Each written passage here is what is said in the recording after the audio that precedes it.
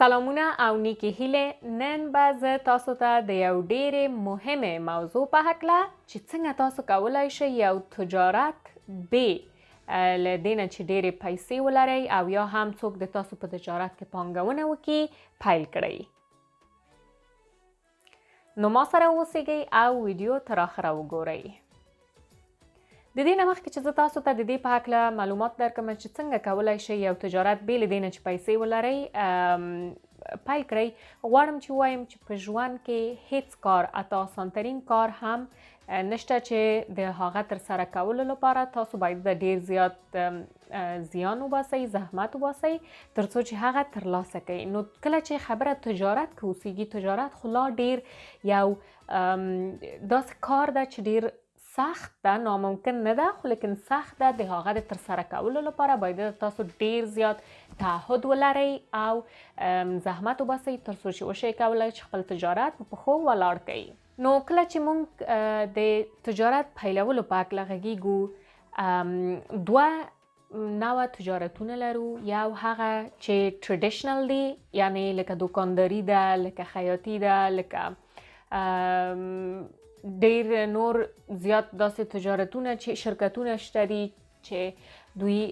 د ډیرو کلونه همدغسې راغلي دي او همدغسې دوی جریان لري. د دې تجارتو لپاره تاسو ډیر زیات پانګونې ته ضرورت لرئ کله کله. لیکن دویم نوع د تجارت چې ده هغه ډیجیټل تجارتونه دي. هغه تجارتونه دي چې تاسو د هغه د پیلولو لپاره ټکنالوژي ته ضرورت لرئ او دا تجارتونه اکثرا د نوښت، ابتکار، انوویشن او کریټیویټي پر بنسټ باندې اوسیږي. دغه تجارتو لپاره کله کله څوک یا خو ډیر زیات پانګونې ته ضرورت نه لري او یا هم دغه هیوادونه لکه سکاندیناوي یا اروپایي هیوادونو کې، ځکه چې دوی نوښت او ابتکار ته ډیر زیات ارزښت ورکوي، د ده لپاره نو خپله هم دولتي ارګانونه شته دي چې پانګونه کوي په داسې تجارتي مفکورې باندې چې د ټولنې یو مشکل، د ټولنې یو ستونزه حلوي په یو نوې طریقه باندې د یو ټکنالوژي د لارې نه او بې له دې نه چې ډېر زیاته پیسې پکې ولګېږي، د هغه د جوړولو لپاره د مثال په توګه یو پلاتفارم، ډیجیټل پلاتفارم اوسیږي او یا هم یو موبایل اپلیکیشن اوسیږي. نو خپله دولتي ارګانونه دکې پانګونه کوي، داسې انویسټرز شته دي چې دوی خپل پیسې اچوي په همدغو تجارتونو کې او داسې خلک ډېر زیات تشویقوي چې نور هم انوویټیو تجارتي مفکورو سره راشي او د ټولنې ستونزې حل کړي. لیکن تر څو چې زه معلومات لرم، افغانستان کې تر اوسه هم داسې یو سیستم وجود نه لري. نو د دې لپاره زه تاسو ته یو څو ټپس درکوم چې څنګه کولی شئ بیا هم که یو مفکوره ولرئ، یو بزنس آیډیا ولرئ، هغه بې د دې نه چې ډېرې زیاته پیسې ورباندې ولګوئ پیل کړئ. تر ټولو لومړی ټکی چې ما د دې نه مخکې هم د دې په هکله تاسو ته ویلی دا ده چې تاسو هر کله چې غواړئ خپل تجارت شروع کړئ نو باید د خپل ځان نه وپوښتئ چې څه شي سره ډېر زیات علاقه لرئ چې په هماغه بخش کې تاسو خپل تجارت وکړئ. دویم، کله چې تاسو د دې تصمیم ونیوه چې څه شي سره غواړئ کار وکړئ، خپل تجارت په کوم بخش کې پیل کړئ، نو باید د هغه مهارتونه چې تاسو د دغه تجارت د پیلولو لپاره ورته ضرورت لرئ، باید د هغه که دغه مهارتونه نه لرئ نو ترلاسه یې راوړئ. دریم، د دې په هکله باید د معلومات لاسته راوړئ چې تاسو پیرودونکي یا کسټمرز څوک دي او خپل همدغه سروس یا پروډکټ څنګه کولی شئ تر هغه دوی پورې ورسوئ. څلورم هم دا چې هغه معلومات چې شته دي تاسو ورته لاسرسي لرئ، د هغې څخه مثبته استفاده وکړئ. د مثال په توګه زه د یوټیوب کې ډیر زیات هم انټرټینمنت شته ده، هم ایجوکیشن شته ده. که تاسو وغواړئ ډیر زیات داسې ویډیوګانې شته دي چې تاسو ته د اقتصاد په هکله، د اکاونټینګ په هکله، د لیډرشپ په هکله، د دې په هکله چې څنګه کولی شئ یو بزنس مینج کړئ او څنګه کولی شئ یو تجارت یا بزنس شروع کړئ، معلومات درکوي. د مثال په توګه زه خپله ما درس ویلی، ماستري لرم په انټرپرینرشپ او ټکنالوژي مینجمنټ کې، او کله چې زه تاسو ته دا ډېرې لنډې ویډیوګانې جوړوم نو تاسو دغه ویډیوګانو ته ټولو ته لاسرسي لرئ، کولی شئ د همدغې نه استفاده وکړئ. اوس راشئ ووایو که تاسو غواړئ یو ډیجیټل بزنس شروع کړئ، یعنی که تاسو غواړئ چې یو داسې تجارت شروع کړئ چې هغه د نوي ټکنالوژیشن پر بنسټ اوسیږي، نو تر ټولو لومړی شی چې باید دا وکړئ هغه ده د یو ویب سایټ جوړول. کله چې تاسو خپل یو بزنس آیډیا د تاسو ذهن ته راغی چې اوس غواړئ دغه شي باندې کار وکړئ، د مثال په توګه په 2018 کال کې کله چې ما خپل لومړی تجارت پیل که، هغه یو ډیجیټل پلاتفارم و د هغه مهاجرینو لپاره چې په ناروی کې ژوند کوي، او د مونږ ډیجیټل پلاتفارم سرویسز یا خدمت دا و چې وشي کولای دغه مهاجرین سره مرسته وکړي چې د کاري بازار کې یا د کار په بازار کې زر تر زره شامل شي او یو کار ځان ته پیدا کړي. نو تر ټولو نه لومړی شی چې موږ وکړ خپل د همدغه تجارت لپاره موږ یو ویب سایټ جوړ کړ، تر څو چې او خپل د نیټورک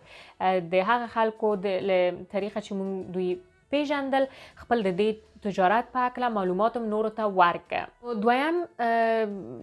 ګام چې تاسو اخیستلی شئ دا ده چې خپل د نیټورک نه استفاده وکړئ او خپل د تجارت په هکله نورو ته معلومات ورکړئ، تر څو چې خلک خبر شي چې تاسو دغسې یو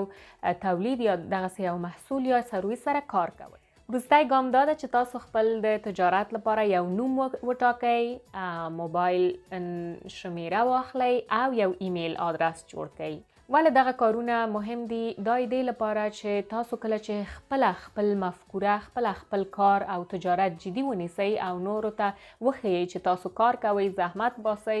نو نور خلک هم جدي نیسي او همدغسې ده چې د تاسو تجارت ورو ورو مخکې ځي. یو مثال چې زه کولی شم تاسو ته درکړم په همدغه یو تجارت کې چې تاسو ثرد پارټي بزنس یعنی ثرد پارټي اوسیږئ، داسې یو څوک اوسیږئ چې نه خپله محصول جوړوئ او نه هم پکې پانګونه کوئ، بلکې تاسو یو داسې شخص اوسیږئ چې محصول اخلئ د هغه څوک نه چې جوړوي. د مثال په توګه که یو څوک زعفران کري او تاسو یې ترېنه اخلئ، ورسره یو قرارداد جوړوئ، خپل د هماغه تجارت ویب سایټ اوسیږي یا د بازار موندنې له لارې د دوی محصول ته تاسو بازار موندئ. د بازار موندولو نه پس کله چې د محصول هم خرڅ که خپل مفاد یا فایده اخلئ او نورې پیسې هماغه چاته چې ترېنه محصول هم اخیستی و ورکوئ. دا د تجارت یوه ډیره ښه او افیکټیو مؤثره لار اوسېدلی شي. اوس هم ډیر لنډ معلومات غواړم تاسو ته درکړم دې په هکله چې خپل تجارت شروع کړئ لیکن پیسې ورته نه لرئ. په اول ګام چې تاسو اخیستلی شئ دا ده چې یو کار واخلئ، یعنی د کار کولو د دې په وجود چې د تاسو هدف دا اوسیږي چې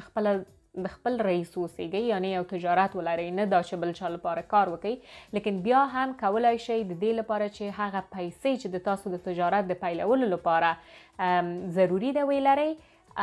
کار وکړئ. دویم ګام چې تاسو کولی شئ واخلئ دا ده چې زده کړه وکړئ او هغه مهارتونه چې د تاسو د تجارت پیلولو لپاره باید ده ولرئ هغه مهارتونه لاسته راوړئ. دریم تاسو کولی شئ خپل د کار ترڅنګ او دې ترڅنګ چې تاسو زده کړه کوئ او نوي مهارتونه زده کوئ یو سایټ هسل او یا هم یو بل کار ولرئ چې د هغه پیسې تاسو صرف خپل د تجارت د پیلولو لپاره وساتئ او پانګونه وکړئ. او یو بل کار چې تاسو کولی شئ وکړئ هغه دا ده چې های انکم سکلز زده کړئ. های انکم سکلز یعنی هغه مهارتونه دي چې که تاسو دغه مهارتونه ولرئ تاسو کولی شئ چې ډیر لږ کار سره ډیر زیاتې پیسې لاسته راوړئ. د مثال په توګه تاسو کولی شئ کمیونیکیشن سکلز زده کړئ، لیډرشپ، مینجمنټ سکلز،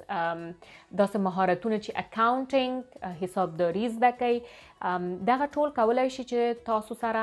راتلونکي کې کله چې خپل تجارت پیلوئ هم مرسته وکړي او کله چې تروسه خپل تجارت هم نه ده پیل کړی هم دې لپاره چې ډېرې پیسې په لږ وخت کې لاسته راوړئ مرسته نو کله چې تاسو دغه کارونه وکړ او دونه پیسې هم درلودل چې وشئ کولی خپل تجارت پیل کړئ کولی شئ چې خپل تجارت ډېر ورو ورو او وړوکی پیل کړئ که چیرې تاسو تجارت کامیاب شو او خپل په پښو ودرېده نو کولی شئ چې خپل کار خوشي کوئ او 100% خپل په تجارت باندې تمرکز وکړئ او خپل تجارت ته وده ورکړئ او که د تاسو تجارت خپل په پښو تروسه ولاړ نه و نو کولی شئ چې هم خپل په تجارت باندې کار وکړئ او هم خپل کار ولرئ نو ګرانو دوستانو ډېر زیات مننه د تاسو د توجه څخه نن خدای دې وکړي چې دغه معلومات تاسو خوښ شوی اوسیږي که دغه معلومات فکر کوئ چې ښه وه نو کولی شئ چې د ما ویډیو لایک کړئ او د ما د کانال سبسکرایبول مه هیروئ خدای پامان